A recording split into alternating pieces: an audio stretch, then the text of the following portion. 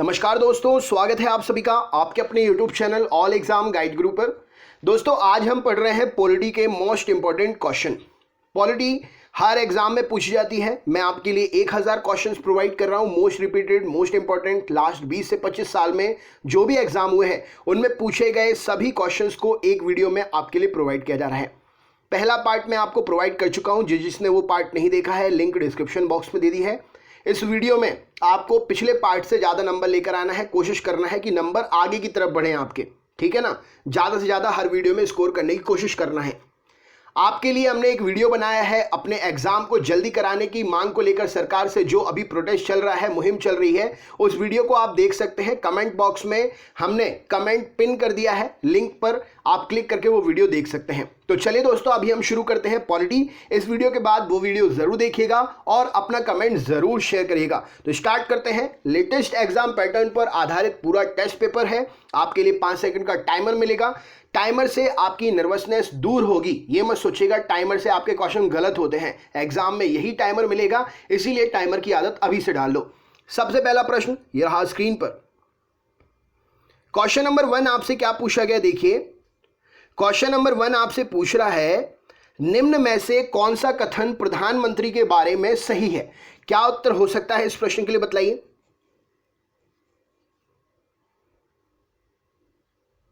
चलिए देखते हैं। तो प्रधानमंत्री के बारे में सही कथन की बात हो रही है, तो यहां पर सही उत्तर क्या हो जाएगा। प्रधानमंत्री के बारे में सही होगा ऑप्शन नंबर बी। प्रधानमंत्री की नियुक्ति राष्ट्रपति द्वारा की जाएगी। राइट आंसर हो जाएगा option number B. Next question देखते हैं क्या पूछा गया है। अगला प्रश्न ये रहा स्क्रीन पर। कौन सा संविधान संशोधन कहता है कि मंत्रिमंडल में प्रधानमंत्री समेत मंत्रियों की कुल संख्या लोकसभा के कुल सदस्यों के 15% से अधिक नहीं होगी। क्या उत्तर होगा, बतलाइए। चलिए देखते हैं। तो यहां पर पूछा गया है संशोधन की, तो संशोधन की बात जो है कहें तो 91वां संविधान संशोधन है। उसमें यह बात कही गई है कि मंत्रिमंडल में प्रधानमंत्री समेत जो भी मंत्रियों की कुल संख्या है वो लोकसभा के कुल सदस्यों के 15% से अधिक नहीं होगी। नेक्स्ट क्वेश्चन देखते हैं क्या पूछा गया है। यह रहा स्क्रीन पर अगला प्रश्न। अगला प्रश्न आपसे क्या पूछा गया, देखिए। क्वेश्चन आपसे पूछा जा रहा है, निम्न में से कौन सा कथन मौलिक कर्तव्यों के बारे में गलत है। आपको ये 4 ऑप्शन दिए गए हैं, इनमें से कौन सा उत्तर आपका सही होगा, बतलाइए।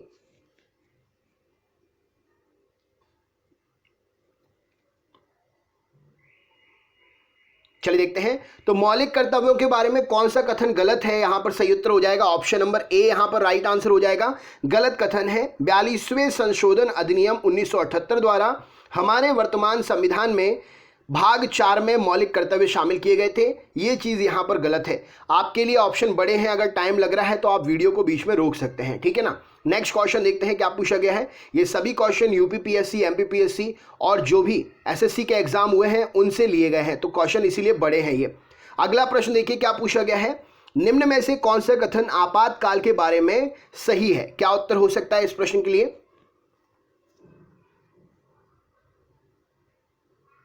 चलिए देखते हैं।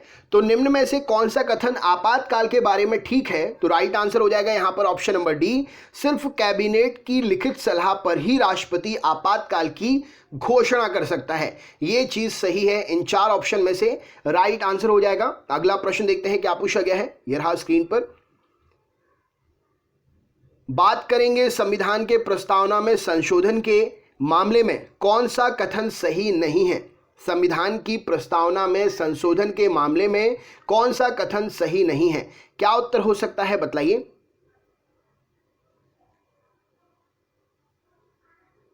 चलिए देखते हैं। तो संविधान में प्रस्तावना में संशोधन के मामले में ऑप्शन नंबर बी अगर हम देखें, अभी तक प्रस्तावना में परिवर्तन नहीं किया गया, ये चीज सही नहीं है। राइट आंसर हो जाएगा, ये गलत कथन है। नेक्स्ट क्वेश्चन देखते हैं क्या पूछा गया है। ये रहा स्क्रीन पर। यदि भारत के राष्ट्रपति का पद रिक्त हो जाए और कोई उपराष्ट्रपति भी ना हो, तब निम्न में से कौन कार्यवाहक राष्ट्रपति होगा। क्या उत्तर हो सकता है, बतलाइए। राइट आंसर क्या होगा।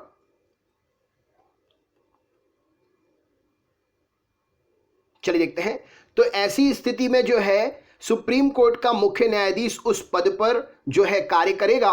राइट आंसर हो जाएगा भारत के राष्ट्रपति और उपराष्ट्रपति के उपस्थित ना होने पर सुप्रीम कोर्ट का मुख्य न्यायाधीश उस पद पर जो भी कार्य होते हैं उसको संपादित करेगा। नेक्स्ट क्वेश्चन देखते हैं क्या पूछा गया है। भारतीय संसद के बारे में कौन सा कथन ठीक है? क्या उत्तर हो सकता है इस प्रश्न के लिए बताइए।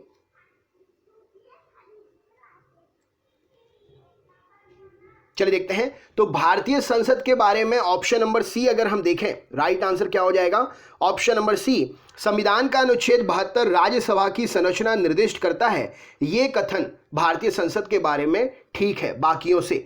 नेक्स्ट क्वेश्चन देखते हैं क्या पूछा गया है। अगला प्रश्न ये रहा स्क्रीन पर। निम्न में से कौन भारत को धर्मनिरपेक्ष घोषित करता है? क्या उत्तर हो सकता है बताइए।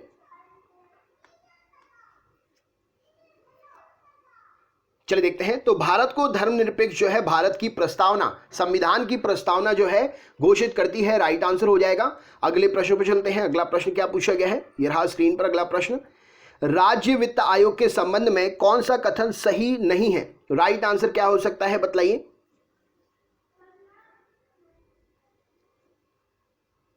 चलिए देखते हैं। माफ करिएगा, मैंने क्वेश्चन पढ़ने में थोड़ी सी गलती कर दी। सही कथन की बात हो रही है।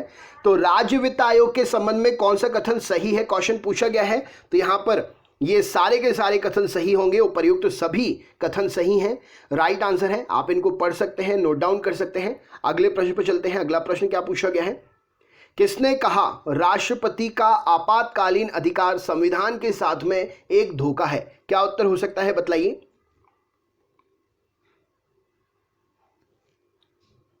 चलिए देखते हैं। तो ये बात किसने कही थी? ये बात कही है Hridaynath Kunzru. Option number D इस प्रश्न के लिए सही उत्तर हो जाएगा। अच्छा, जो लोग भी ये सोच रहे हैं इतने बड़े बड़े प्रश्न, तो आपको बता दें संविधान की बातें जो हैं, संविधान के जो प्रश्न हैं वो बड़े ही होते हैं। तो ये 1-2 लाइन के प्रश्न नहीं होते हैं। और बड़े बड़े एग्जाम में जो प्रश्न पूछे जाते हैं वो ऐसे ही प्रश्न पूछे जाते हैं। एसएससी में भी यही प्रश्न पूछे जाते हैं। पॉलिटी का कोई भी वीडियो अगर आप देखते हैं, सही क्वेश्चन सही मायने में जो पूछे गए हैं वो 1 लाइन के क्वेश्चन नहीं होते हैं। तो बड़े क्वेश्चन देखकर अगर आप डर रहे हैं तो थोड़ा सा डर आप छोड़िए, आदत बनाइए, क्योंकि पॉलिटी में आपको ऐसे ही क्वेश्चन, ऐसे ही प्रश्न मिलेंगे। नेक्स्ट क्वेश्चन देखते हैं क्या पूछा गया है। अगला प्रश्न, संविधान के किस भाग में केंद्र राज्य वित्तीय संबंध दिए गए हैं? क्या उत्तर होगा बताइए। चलिए देखते हैं। तो संविधान के भाग 11 में केंद्र राज्य वित्तीय संबंध दिए गए हैं। नेक्स्ट क्वेश्चन देखते हैं क्या पूछा गया है। यह रहा स्क्रीन पर अगला प्रश्न।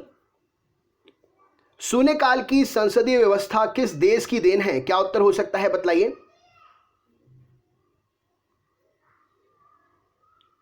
चलिए देखते हैं। तो शून्यकाल की संसदीय व्यवस्था जो है ऑप्शन नंबर डी भारत की ही देन है। राइट आंसर हो जाएगा, भारत की ही है।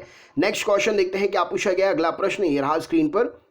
संविधान के किस संशोधन ने लोकसभा के सदस्यों की संख्या 525 से बढ़ाकर 545 कर दी? क्या उत्तर हो जाएगा इस प्रश्न के लिए।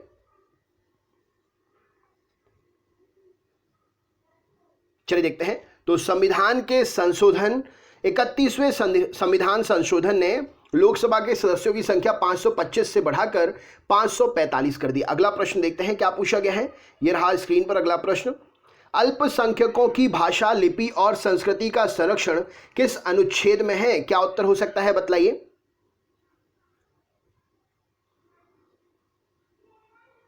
चलिए देखते हैं। तो अल्पसंख्यकों की भाषा, लिपि और संस्कृति का संरक्षण जो है अनुच्छेद 29 में दिया गया है। राइट आंसर हो जाएगा। नेक्स्ट क्वेश्चन देखते हैं क्या पूछा गया है। अगला प्रश्न ये रहा स्क्रीन पर।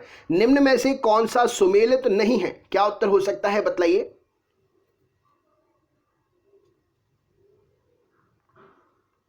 चलिए देखते हैं।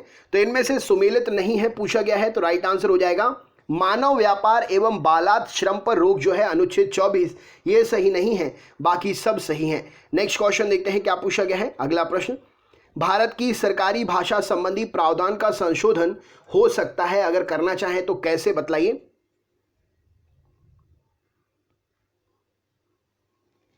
चलिए देखते हैं। तो भारत की सरकारी भाषा संबंधी प्रावधान में संशोधन सामान्य बहुमत से हो सकता है। राइट आंसर हो जाएगा। अगला प्रश्न देखते हैं क्या पूछा गया है। निम्न में से कौन सा कथन नीति निर्देशक सिद्धांतों के बारे में सही नहीं है? क्या उत्तर हो सकता है इस प्रश्न के लिए बतलाइए।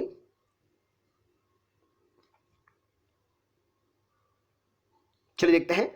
तो बात करें नीति निर्देशक सिद्धांतों के बारे में सही नहीं है, ऑप्शन नंबर सी, कानूनी तौर पर इन अधिकारों का उल्लंघन होने पर अदालतों के द्वारा इन्हें पुनः लागू किया जा सकता है। राइट आंसर हो जाएगा ये सही नहीं है, ऑप्शन नंबर सी इस प्रश्न के लिए कथन नीति निर्देशक सिद्धांतों के बारे में सही नहीं है।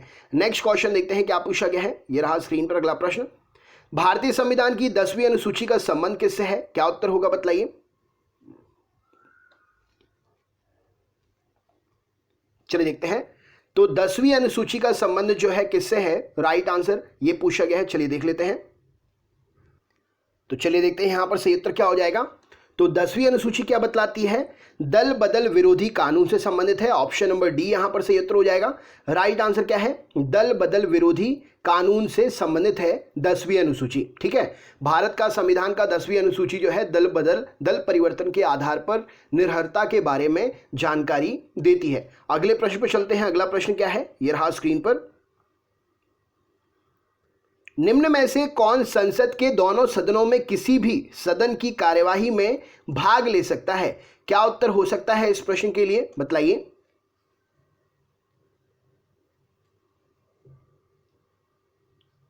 चलिए देखते हैं। तो राइट आंसर क्या हो जाएगा, सदन के सदस्य सदन में किसी भी सदन की कार्यवाही में भाग ले सकता है।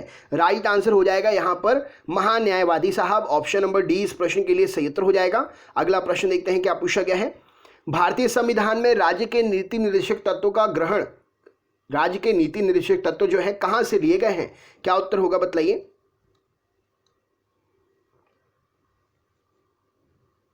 चलिए देखते हैं। तो नीति निर्देशक तत्व जो है आयरलैंड से लिए गए हैं, ऑप्शन नंबर डी इस प्रश्न के लिए सही उत्तर हो जाएगा। अगले प्रश्न पर चलते हैं। अगला प्रश्न क्या है, यह रहा स्क्रीन पर अगला प्रश्न। सर्वोच्च न्यायालय के प्रथम मुख्य न्यायाधीश इनमें से कौन थे, क्या उत्तर होगा बतलाइए।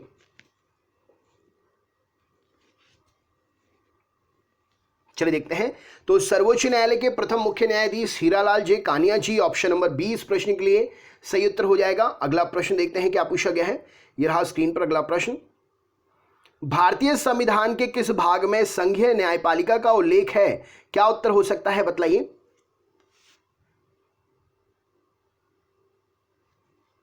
चलिए देखते हैं।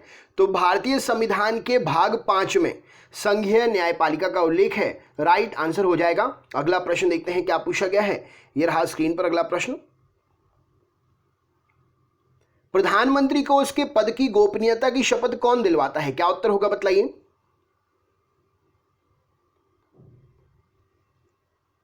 चलिए देखते हैं।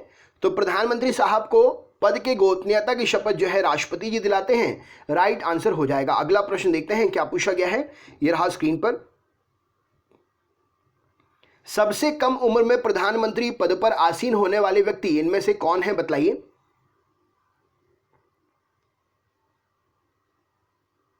चलिए देखते हैं। तो सबसे कम उम्र में राजीव गांधी जी जो है प्रधानमंत्री पद पर आसीन हुए थे, राइट आंसर हो जाएगा। नेक्स्ट क्वेश्चन देखते हैं क्या पूछा गया है। यह रहा स्क्रीन पर।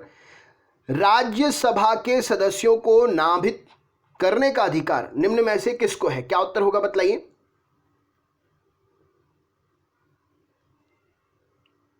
चलिए देखते हैं। तो राज्यसभा के सदस्यों को नामित करने का अधिकार राष्ट्रपति साहब को है, ऑप्शन नंबर ए इस प्रश्न के लिए सही उत्तर हो जाएगा, राइट आंसर है। नेक्स्ट क्वेश्चन देखते हैं क्या पूछा गया है। अगला प्रश्न। निम्नलिखित में से कौन सी स्थायी समिति है, क्या उत्तर हो सकता है बतलाइए।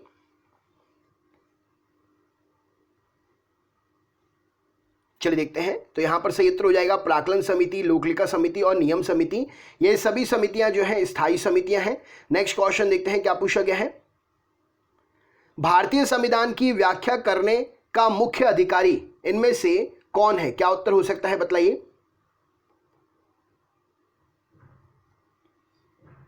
चलिए देखते हैं। तो भारतीय संविधान की व्याख्या करने के मुख्य अधिकारी सर्वोच्च न्यायालय, ऑप्शन नंबर बी इस प्रश्न के लिए सही उत्तर हो जाएगा। नेक्स्ट क्वेश्चन देखते हैं क्या पूछा गया है। ये रहा स्क्रीन पर। निम्नलिखित में से किसके अंतर्गत भारत में सर्वोच्च न्यायालय की सर्वप्रथम स्थापना हुई, क्या उत्तर होगा इस प्रश्न के लिए बतलाइए।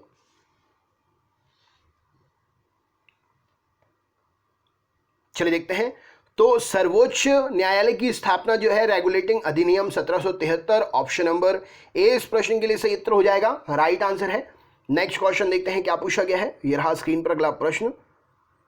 उच्चतम न्यायालय के न्यायाधीशों की संख्या में वृद्धि करने की शक्ति किसके पास है? क्या उत्तर होगा बतलाइए।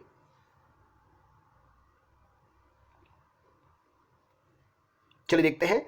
तो उच्चतम न्यायालय के न्यायाधीशों की संख्या में वृद्धि करने की शक्ति संसद के पास है। ऑप्शन नंबर डी इस प्रश्न के लिए सही उत्तर हो जाएगा। नेक्स्ट क्वेश्चन देखते हैं क्या पूछा गया है। राज्यसभा के लिए नामित प्रथम फिल्म अभिनेत्री कौन थी? क्या उत्तर होगा इस प्रश्न के लिए बतलाइए।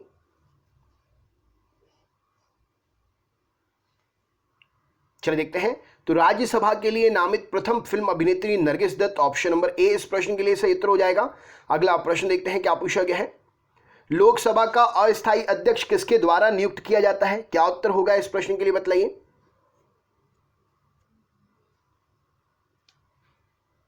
चलिए देखते हैं। तो लोकसभा का अस्थायी अध्यक्ष जो है प्रेसिडेंट साहब, राष्ट्रपति जी, ऑप्शन नंबर बी इस प्रश्न के लिए सही उत्तर हो जाएगा। राष्ट्रपति द्वारा नियुक्त होता है। नेक्स्ट क्वेश्चन देखते हैं क्या पूछा गया है। अगला प्रश्न ये रहा स्क्रीन पर। भारत के नियंत्रक एवं महालेखा परीक्षक की नियुक्ति संविधान के किस अनुच्छेद के तहत की जाती है? क्या उत्तर होगा इस प्रश्न के लिए बतलाइए।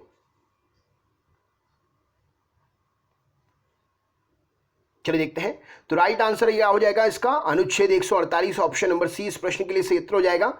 नियंत्रक एवं महालेखा परीक्षक की नियुक्ति संविधान के अनुच्छेद 148 के तहत की जाती है। अगला प्रश्न देख लेते हैं क्या पूछा गया है। यह रहा स्क्रीन पर अगला प्रश्न। भारत का नियंत्रक एवं महालेखा परीक्षक अपना प्रतिवेदन किसे देता है? क्या उत्तर होगा बतलाइए।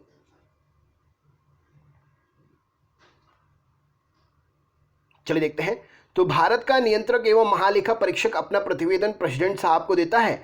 राष्ट्रपति इस प्रश्न के लिए सही उत्तर हो जाएगा। अगला प्रश्न देखते हैं क्या पूछा गया है। लोकसभा का अध्यक्ष किस समिति का पदेन अध्यक्ष होता है? क्या उत्तर होगा बतलाइए।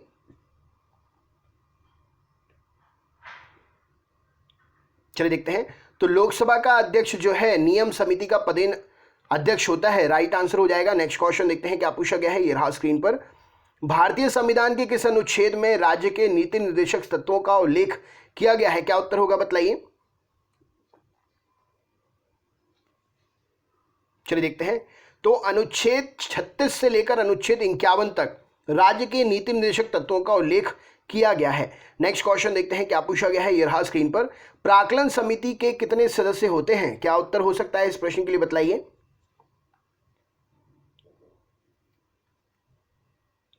चलिए देखते हैं। तो प्राक्कलन समिति के जो है 30 सदस्य होते हैं। ऑप्शन नंबर सी इस प्रश्न के लिए सही उत्तर हो जाएगा। राइट आंसर है। नेक्स्ट क्वेश्चन देखते हैं क्या पूछा गया है। यह रहा स्क्रीन पर अगला प्रश्न। निम्नलिखित में से किस समिति का सदस्य कोई मंत्री नहीं हो सकता है? बतलाइए।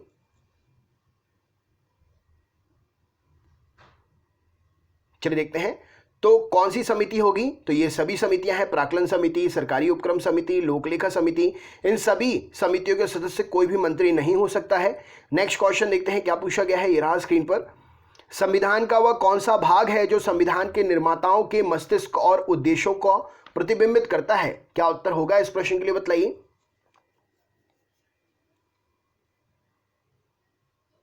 चलिए देखते हैं। तो संविधान निर्माताओं के मस्तिष्क और उनके उद्देश्यों को कौन बतलाता है? तो राज्य के नीति निर्देशक तत्व बतलाते हैं। ऑप्शन नंबर ए इस प्रश्न के लिए सही उत्तर हो जाएगा। अगला प्रश्न देखते हैं क्या पूछा गया है। यह रहा स्क्रीन पर अगला प्रश्न।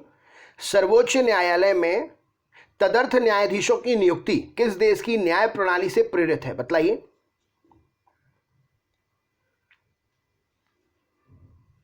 चलिए देखते हैं। तो सर्वोच्च न्यायालय में तदर्थ न्यायाधीशों की नियुक्ति जो है फ्रांस के न्याय प्रणाली से प्रेरित है। नेक्स्ट क्वेश्चन देखते हैं क्या पूछा गया है। लाभ का पद परिभाषित हुआ है। किसके द्वारा लाभ का पद परिभाषित हुआ है? बतलाइए।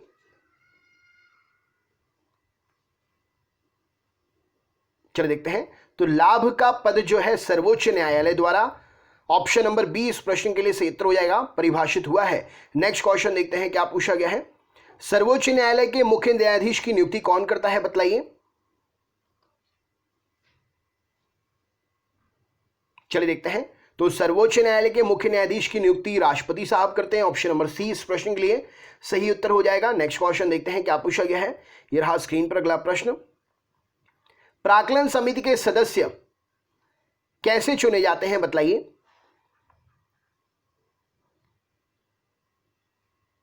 चलिए देखते हैं।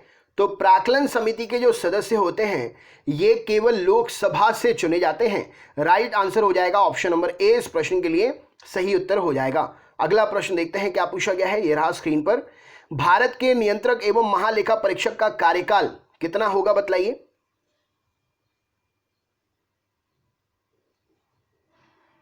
चलिए देखते हैं। तो भारत के नियंत्रक एवं महालेखा परीक्षक का कार्यकाल 6 वर्ष या 65 वर्ष की आयु जो भी पहले पूर्ण हो तब तक होगा। नेक्स्ट क्वेश्चन देखते हैं।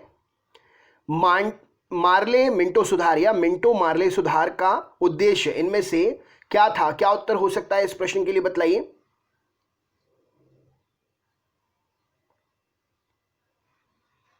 चलिए देखते हैं। तो मार्ले मिंटो सुधार जो है पृथक निर्वाचन प्रणाली से संबंधित है।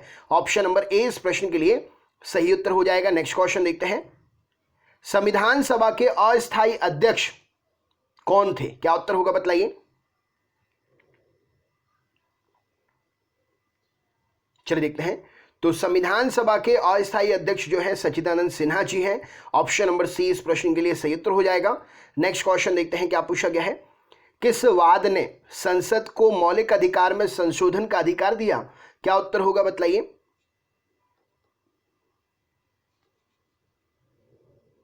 चलिए देखते हैं। तो यहां पर सही उत्तर हो जाएगा केशवानंद भारतीवाद ने। ऑप्शन नंबर डी इस प्रश्न के लिए सही उत्तर हो जाएगा। संसद को मौलिक अधिकारों में संशोधन का अधिकार दिया। नेक्स्ट क्वेश्चन देखते हैं क्या पूछा गया है। संविधान के अंतर्गत बंदी प्रत्यक्षीकरण समादेश जारी करने का अधिकार किसमें निहित है, क्या उत्तर होगा बताइए।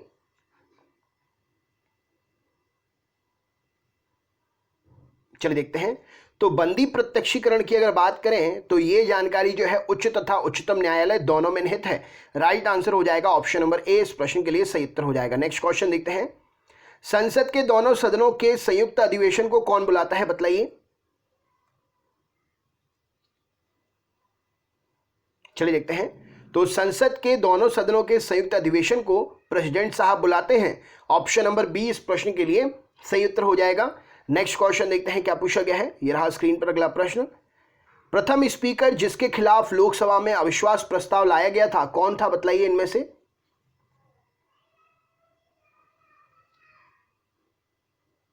चलिए देखते हैं। तो यहां पर सही उत्तर हो जाएगा प्रथम लोकसभा स्पीकर जिसके खिलाफ अविश्वास प्रस्ताव लाया गया था KS. Hegde. Option number B इस प्रश्न के लिए सही उत्तर हो जाएगा। अगला प्रश्न देखते हैं क्या पूछा गया है। यह रहा स्क्रीन पर अगला प्रश्न। निम्नलिखित में से कौन भारत का कॉन्सोलिडेटेड फंड का नियंत्रक और पर्यवेक्षण करता है, क्या उत्तर हो जाएगा बताइए इस प्रश्न के लिए।